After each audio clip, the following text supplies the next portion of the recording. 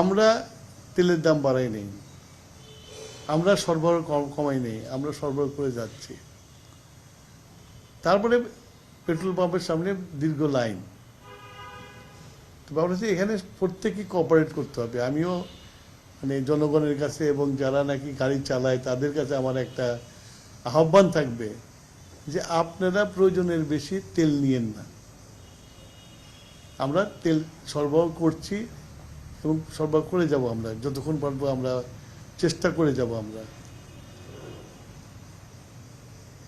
সেইখানে গত বছর থেকে কিন্তু এই বছর আমরা 25% বেশি তেল সরবরাহ করছি।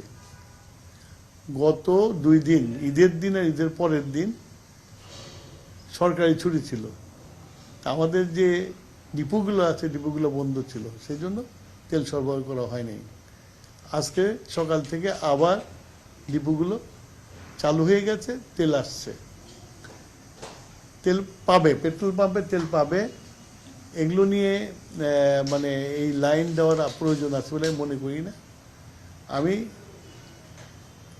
সরকারের পক্ষ থেকে জনগণের কাছে আহ্বান জানাবো যে আপনারা প্যানিক হবেন না এবং আপনার প্রয়োজনের বেশি তেল ক্রয় করেন না।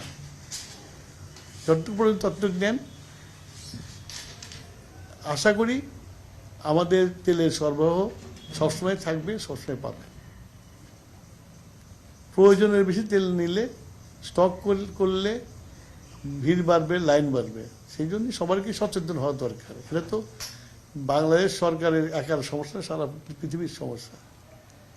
এটা আমার আহ্বান থাকলো জনগণের কাছে যে আপনারা প্যানিক হবেন না, আতঙ্কিত হবেন না। তেল আছে, আমরা তেল দিয়ে যাচ্ছি, আপনাদের প্রয়োজনের বেশি তেল নেবেন না।